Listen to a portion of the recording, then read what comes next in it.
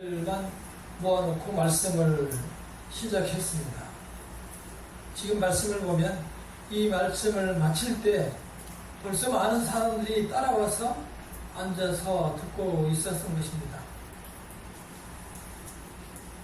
예수께서는 딱 3년이라는 기간을 기약하고 이 세상에 오셨습니다. 3년이라는 시간이 길다면 길 수도 있지만 코로나 시기를 생각해보면 그리 긴 기간도 아니었던 것 같습니다. 예수께서는 오자마자 첫 마디가 회개하라 천국이 가까웠느니라 라고 말씀하셨습니다. 결국 3년간 예수께서 전하신 말씀은 천국에 대해서 말씀을 전하는 것이었습니다. 그 과정에서 몹시 어려운 고난을 당하고 십자가를 지셨지만 그건 역시 천국으로 가는 문을 열기 위해서 십자가를 지셨던 것입니다. 지금까지 그 백성들에게 교회가 없었던 게 아니었습니다. 교회가 있었고 많은 성직자가 있었고 교회의 지도자들이 주변에 많이 있었고 특히 종교 나라라서 바리새인과 서기관들과 사두개인들과 그런 종교 지도자들이 지배하고 있던 그런 시대였었는데 예수께서 갑자기 오셔가지고 이렇게 말씀을 하시니까 백성들과 종교자 지도자들 모두 당황했습니다. 그리고 이제 설교가 시작됩니다. 심령이 가난한 자는 복이 있나니 천국이 저희 것이다. 이렇게 해서 시작한 설교는 계속됐습니다. 비판하지 말라, 구하라, 찾으라, 문을 두드리라. 이런 말씀을 계속 하시면서 이제 산상수훈의 마지막 말씀으로 좁은 문으로 들어가라.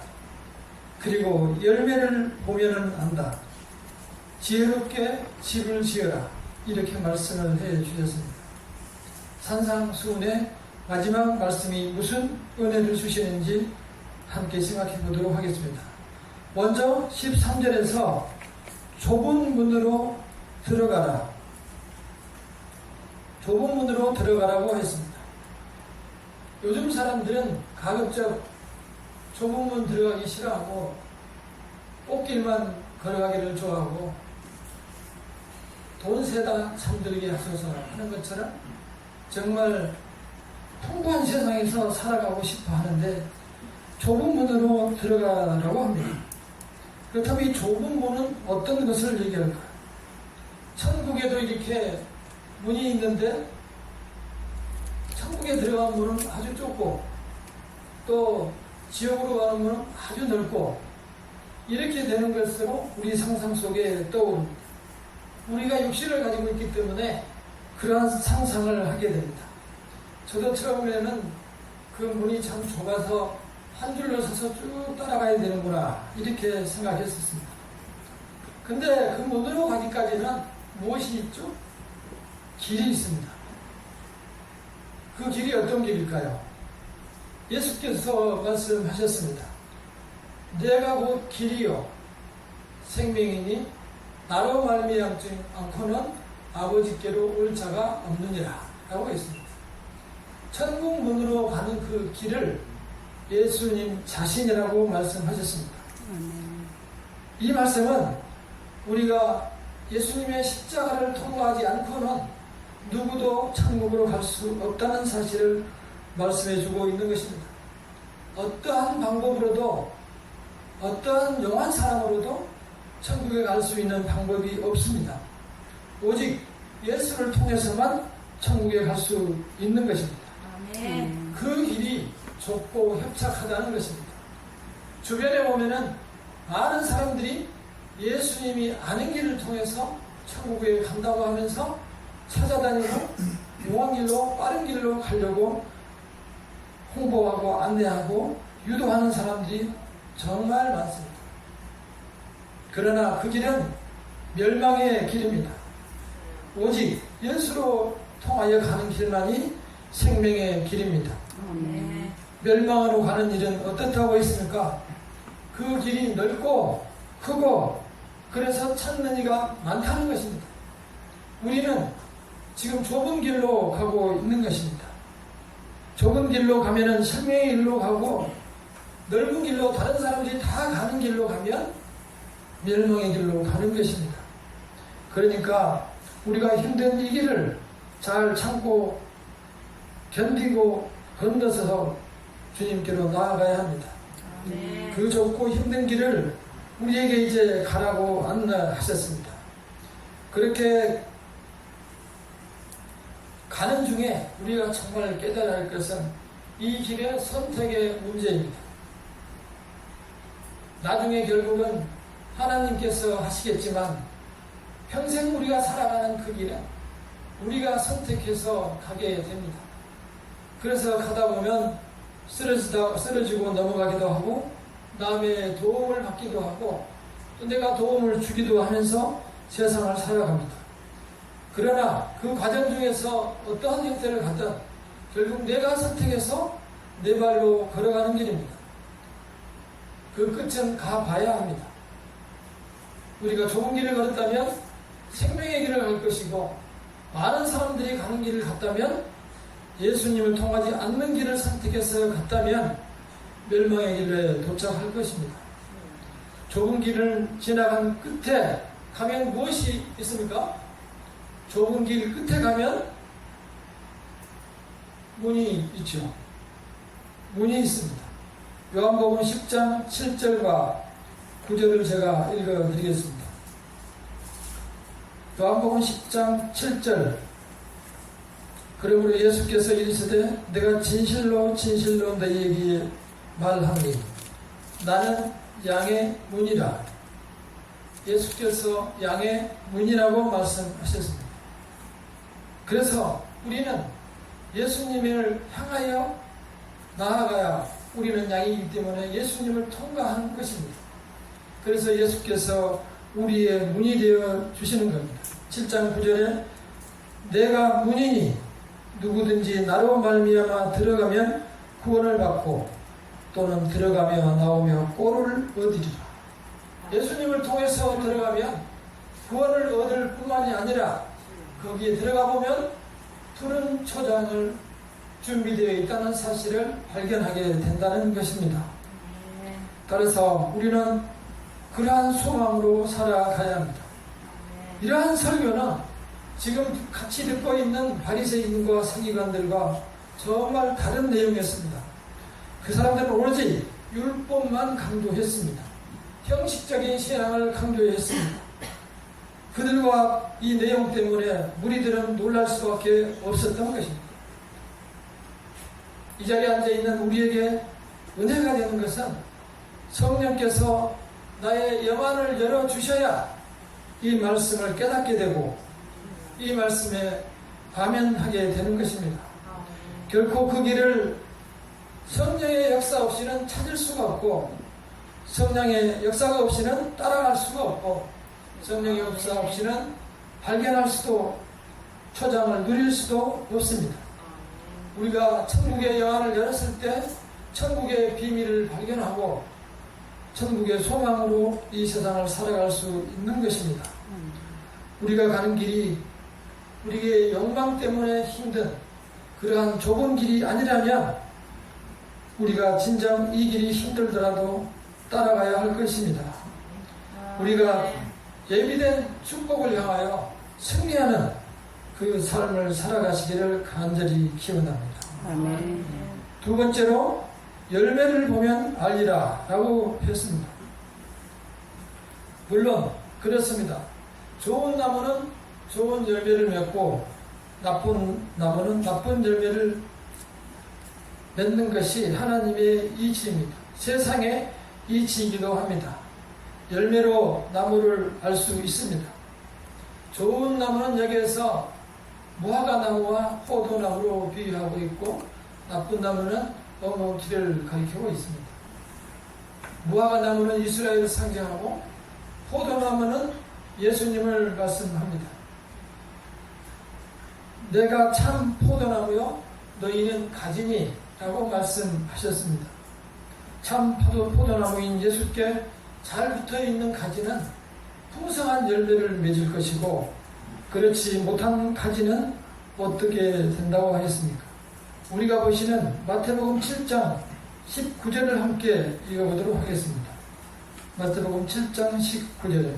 시작. 아름다운 열매를 맺지 아니하는 나무마다 찍혀 불에 던져지느니라. 찍혀 불에 던져집니다. 이 말씀에 우리가 불편해서는 안 됩니다. 왜냐하면 믿는 자에게는 이만큼 큰 소망이 없기 때문입니다. 힘들게 살아온 이 길이 어디서 우리가 보상을 받겠습니까? 불신자들을 우리를 향하여 어리석은 짓이라고 말하는데 우리가 무엇으로 소망을 갖겠습니까? 우리에게는 길이 더 좁을수록, 살아가는 길이 힘들수록 우리가 가는 길이 더 좁은 길이라는 사실이 구원의 길이라는 사실을 확증해 주는 것입니다. 그렇기 때문에 우리는 이 길에 대해서 끝까지 소망을 놔서는 안 될 것입니다. 따라서 이 길이 더 큰 소망이 되시기를 간절히 기원합니다. 아멘. 여기에서 거짓 선지자를 주의하라고 되어 있습니다. 거짓 선지자들은 양의 모습을, 아름다운 순한 아주 부드러운 양의 모습으로 우리에게 다가온다고 했습니다. 그러나 실제는 일이라, 우리를 잡아먹는, 양을 잡아먹는 일이라는 것입니다. 이 말씀을 잘 들어보시기 바랍니다. 21절을 함께 읽어보겠습니다. 21절, 7장 21절 시작. 너더러 주여 다 천국에 들어갈 것이 아니요 다만 하늘에 계신 아버지의 뜻대로 하는 자라야 들어가리라. 그리고 22절에 22절을 읽어보겠습니다. 그날에 시작. 그날에 많은 사람이 나더러 주여 주여 우리가 주의 이름으로 선지자 노릇하며 주의 이름으로 귀신을 쫓아내며 주의 이름으로 많은 운동을 행하지 아니하는 말일까 하리니. 많은 사람들이 주의 이름으로 선지자를 노릇하고 주의 이름으로 귀신을 쫓아내고 주의 이름으로 권능을, 사람을 치료하고 여러 가지 기적과 이사를 행했다는 말씀. 주의 이름으로. 그러나 예수님의 대답은 분명하고 명확합니다. 23절을 함께 읽어보겠습니다. 시작. 그때 내가 그들에게 말하되 내가 너희를 도무지 알지 못하니 불법을 하느니라 내게서 떠나가라 하리라. 예수 이름으로 권능을 행하고 내가 선지자다, 내가 치료의 능력자다 그래서 많은 사람들에게 능력을 보여줬습니다. 많은 사람들이 바로 저 사람이 능력자다, 우리는 저 사람을 따라가야 된다, 다 짐 싸서 그 사람한테 갑니다. 그러나 분명하게 예수께서는 말씀하셨습니다. 나는 너희가 누구인지 도무지 알지 못한다. 우리가 따라가는 사람이, 우리가 따라가는 그 길이 지금 우리가 가지고 있는 이 신앙이 무엇을 추구하는지 잘 생각해 보시기 바랍니다. 요한복음 7장 7절에서 18절에 그 기준을 제시해 줍니다. 요한복음 7장 17절과 18절에 보면 사람이 하나님의 뜻을 행하려면 이 교훈이 하나님께로부터 왔는지 내가 스스로 말함인지 알리라. 스스로 말하는 자는 자기 영광만 구하되 보내신 이의 영광을 구하는 자는 참되니 그 속에 불의가 없느니라. 분명히 이 말씀을 주신 이가 누구이고 어디서 왔는지를 아는데 그 영광을 자기가 취하고 그 영광을 하나님께 돌리지 않는 자들이라는 것. 지금 말씀드렸던 선지자나 지금 말씀드렸던 그 권능을 행하는 자들이나 귀신을 쫓아내는 자들이 자기의 영광을 취한다면 그들은 모두 양의 머리를 한 일이나 다름없습니다. 그들은 분명히 예수 앞에 섰을 때 그때에 마지막 때에 심판의 때에 나는 너희를 알지 못한다. 예수께서 밝히 말하며 쫓아내실 것입니다. 그들을 쫓아다니지 말고 하나님의 말씀을 따라 오시기를 바랍니다. 아멘. 마지막 세 번째, 이제 산상수훈으로 마지막 말씀입니다. 과연 집을 우리는 어디에 세울 것인가? 지혜로운 자는 나의 이 말을 듣고 행하는 자라고 했습니다. 우리는 이 말씀이 무엇을 뜻하는지 잘 기억해 두셔야 합니다. 모두가 지금 기적과 이사를 보았습니다. 많은 백성들도 보았고 그걸 보면서 놀랐고 아멘 하기도 하고 정말 두렵기도 하고 경외심을 갖기도 하고 권능을 보는 것 같기도 했습니다. 예수의 이름으로 그들이 선지자, 귀신, 치유 능력을 행사하고 있었습니다. 우리가 바로 보기에 저 사람이 능력자다라고 생각을 했고 많은 사람들이 따라갔을 것입니다. 그러나 26절을 한번 보면은 다시 한번 우리는 분별의 능력을 갖게 됩니다. 마태복음 7장 26절 읽어보겠습니다. 시작. 나의 이 말을 듣고 행하는지 아니하는 자는 그 집을 오래 지은 어리석은 사람 같으리니. 모두가 그렇게 기적을 보고 능력을 보고 놀라운 일을 같이 보고 또 예수님께 같이 듣고 있습니다. 주변에서 있고 멀리서 있고 같이 다 듣고 있습니다. 그리고 듣고 행했습니다. 듣고 행했는데 어리석은 자들은 모래 위에다가 큰 기둥, 주추를 받고 집을 막 짓고 있습니다. 다 듣고 다 같이 행했는데 어리석은 자들은 모래 위에다가 기둥을 받고 있었습니다. 둘 다 분명히 말씀을 듣고 행했지만 그 결과는 정말 다른 판이었습니다. 비바람이 불었습니다. 홍수가 났습니다. 그 모래에 지은 집들은 흔적도 없이 다 사라졌습니다.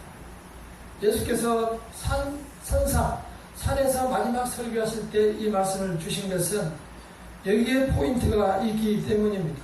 강조하고 싶은 말씀이 여기에 있습니다. 여기에서 말씀대로 행하지 아니하면 이라고 하는 것은 우리의 행위의 믿음을 말씀하는 게 아닙니다. 우리는 모두가 나의 행위로서 구원을 받는다라고 생각하고 그것으로 만족을 얻으며 거기에다가 서로 평가를 하며 기준으로 가지고 살아갑니다. 그렇지 않습니다. 고린도전서 10장 3절과 4절을 읽어드리겠습니다. 고린도전서 10장 3절과 4절에 다 같은 신령한 음식을 먹으며 다 같은 신령한 음료를 마셨으니 이는 그들을 따르는 신령한 반석으로부터 마셨으며 그 반석은 곧 그리스도라. 그리스도인 반석 위에 기둥을 세운 사람만이 구원을 받는 것입니다. 아멘. 말씀드린 대로 모두가 집을 지었습니다. 그러나 어떤 사람들은 모래 위에다가 집을 지었습니다. 어떤 사람들은 반석이신 예수님께 기둥을 뚫어서 기둥을 받고 집을 지었습니다. 예수께서 곧 그 반석이라고 말씀하신 겁니다. 여기 마태복음 16장에서 다시 한번 보도록 하겠습니다. 우리가 지금 보고 있는 마태복음 16장을 한번 펴보시기를 바랍니다.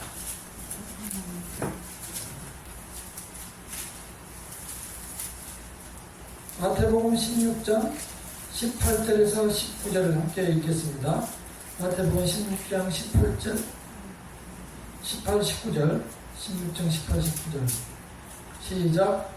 또 내가 네게 이르노니 너는 베드로라. 내가 이 반석 위에 내 교회를 세우니 음부의 권세가 이기지 못하리라. 내가 천국 열쇠를 내게 주니 내가 땅에서 무엇이든지 내면 하늘에서도 내 것이요 내가 땅에서 무엇이든지 풀면 하늘에서도 풀리리라. 아멘. 예수께서 대답해 이르시되 과연하시구나. 또 내가 이르노니 너는 베드로라. 내가 이 반석 위에 내 교회를 세우리니. 반석이신 예수께서 베드로에게 너는 반석이라 하면서 내가 너 위에 교회를 세우겠다 라고 말씀하셨습니다. 이 믿음을 이제 예수께서는 올라가시면서 제자인 베드로에게 물려주셨습니다. 여기 베드로라 하는 그 베드로에 내 이름을 넣고 함께 다시 한번 읽어보도록 하겠습니다. 18절 베드로라 하는 곳에 성도님들의 이름을 넣고 다시 한번 읽어보시도록 하겠습니다. 18절 시작. 또 내가 네게 이르니 너는 박병이라. 내가 이 반석 위에 내 교회를 세우리니 음부의 권세가 이지 못하리라. 아멘. 반석이신 예수님에게 기둥을 세웠기 때문에 비바람 정도는 가뿐히 이겨낼 수 있습니다. 세상의 환난 속에서도 이겨낼 수 있습니다. 생명수 되시는 예수를 우리가 주님으로 모셨기 때문에 우리는 또한 영원히 목마르지 아니할 것입니다. 말씀을 마치겠습니다. 저는 이제 말씀드립니다. 듣는 모든 사람들이 이 말씀을 듣고 놀랐다고 28절과 29절에 말씀하고 있습니다. 정말 처음 듣는 말이었습니다.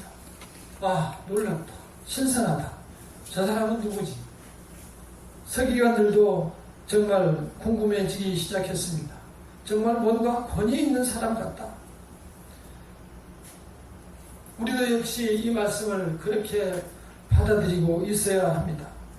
지금 우리가 걷는 길이 좁은 길이라고 생각하면 이게 세상의 욕망이 때문에 힘든 좁은 길인지 예수를 택했기 때문에 좁은 길인지 생각하시고 이 좁은 길이 예수를 택해서 생긴 길이라면 나는 하나님의 사람이 분명하다는 사실 때문에 소망을 가지시기를 바랍니다. 아멘. 그리고 결국 우리는 열매를 맺는 신앙을 갖기를 원합니다.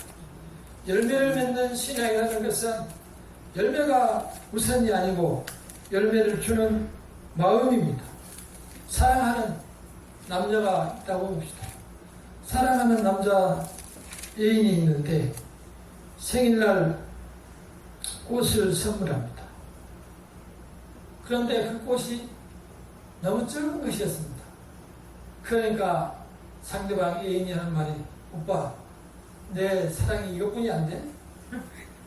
라고 생각했다면 그 애인을 집어쳐야 합니다. 그런 식의 사랑은 사랑이 아닙니다. 비록 적은 선물이지만 적어서 손을 내밀기 어렵지만 자기 마음의 표시로 가지고 오는 그러한 사랑이 진정한 사랑입니다. 우리의 사랑을 어떻게 선물과 비교할 수 있겠습니까? 한 사람과 그 사랑을 비교할 수 있는 사랑은 아무것도 없습니다. 어른들 생일이 되면 돈으로 총을 만들어서 돈다발을 총으로 쏘고 하는데 그만큼 사랑이 큰지 모르겠지만 그것도 역시 매일 그랬으면 좋겠지만 단 하루뿐이더라고요. 그래서 그러한 형식적인 것은 큰 의미가 되지 않습니다. 그것은 하나의 표징일 뿐이지 진정 마음으로 다 나타낼 수 없는 사랑인 것입니다. 예수께서는 다른 증거가 없습니다.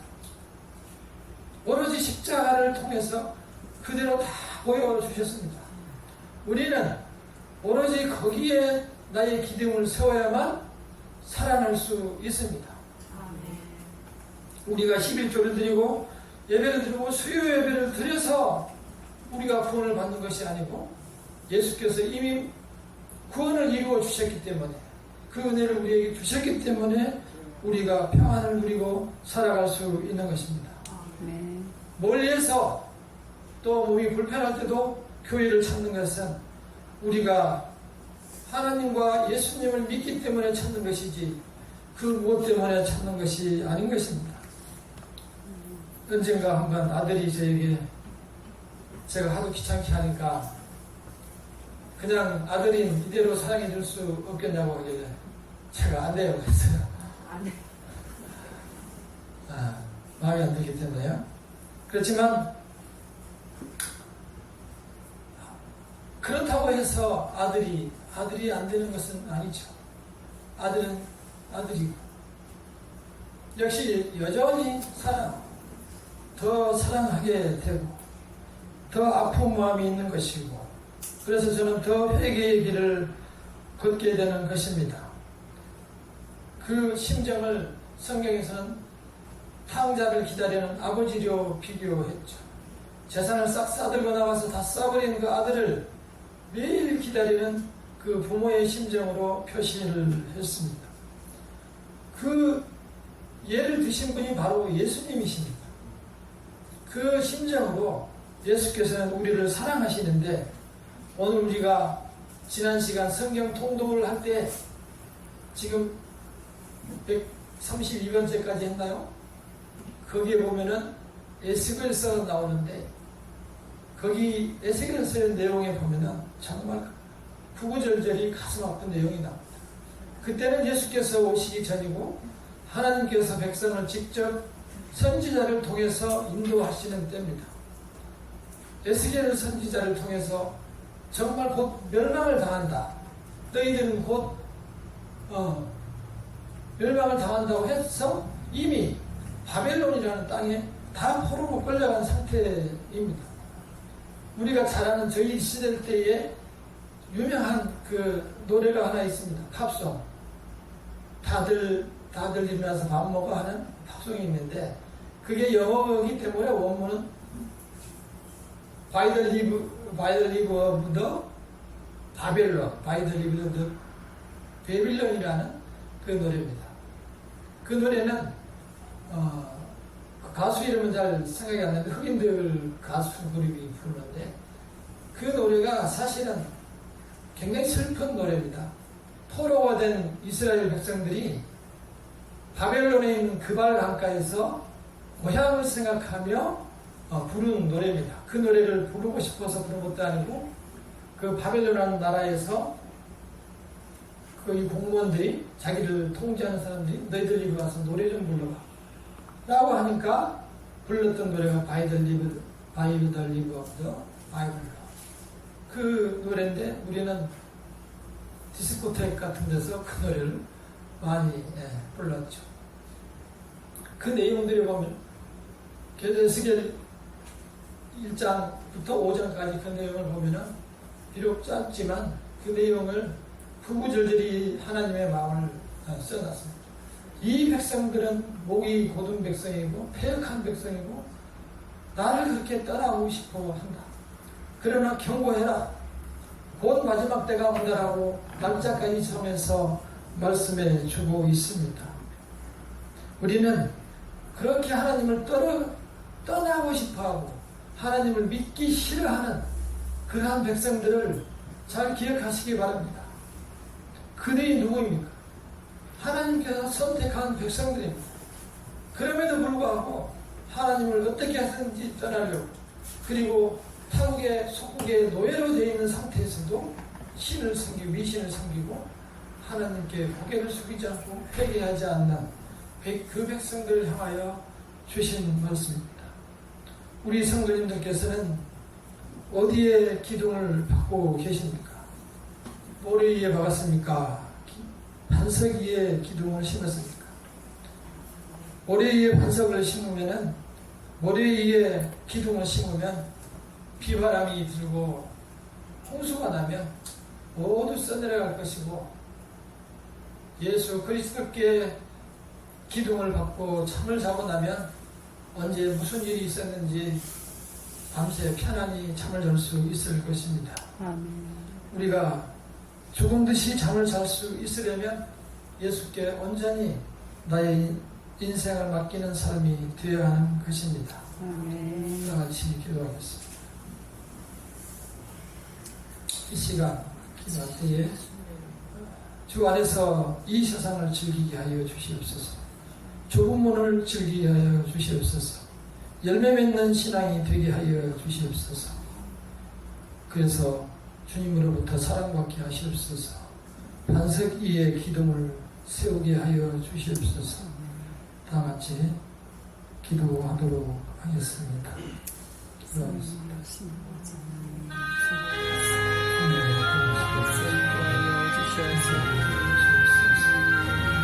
주옵소서.